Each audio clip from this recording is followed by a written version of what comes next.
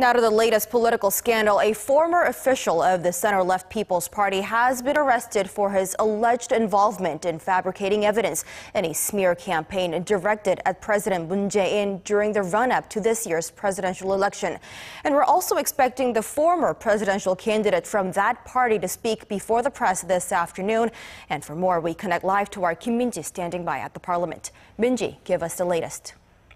Simon, we have learned that former People's Party leader and presidential candidate Ahn Cheol-soo will hold a press conference at 3:30 p.m. Korea time, so in about an hour and a half from now. It will most likely be on the ongoing probe and the political scandal that's been ripping the party apart, and it will also be the first time he stands before the press since the issue came into light. Now on to the latest onto the investigation. The Seoul Central District Court approved the prosecution's request early Wednesday morning to arrest former party member Lee Jun-seo, upholding its claim that he may destroy evidence or flee. He is suspected of violating election laws during the presidential campaign period by disseminating falsified accusations directed at President Moon's son.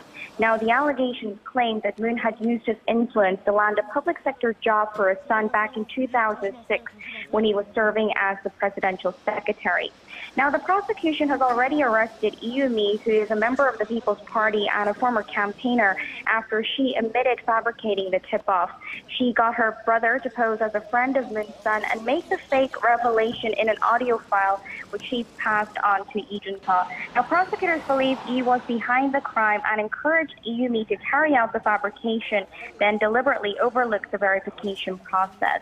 Now, all this is in stark contrast to the People's Party's own probe, which concluded that its top officials were not involved in the scheme. There is speculation that Lee's arrest could lead to a wider investigation on whether the party knew of the act. Now, soon after the arrest, the People's Party apologized, saying they will cooperate with the investigation so that the truth is revealed. But they claim that the prosecution is conducting a politically motivated probe and call for an independent counsel investigation into the matter. Min-ji, surely a fascinating story, and it looks like we'll have to see how deep this rabbit hole goes. And with one of the four major political parties being torn apart over the scandal, how is the parliament holding up? It's been having its own issues too lately. That's right. The rival parties have been at loggerheads for the past several days over President Moon's ministerial picks for defense and labor, as well as general bickering among rival factions. With that, the three opposition parties, namely Liberty Korea Party, People's Party, and Padam Party, have been boycotting assembly sessions. As a result, the government's multi-billion-dollar extra budget bill is on ice.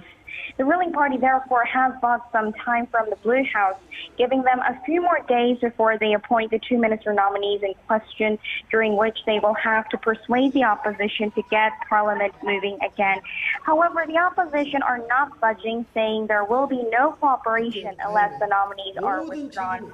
The floor leader of the ruling party is meeting with his opposition counterparts, so if there's any developments there, I'll keep you updated. Thank you, Min-ji, at the National Assembly.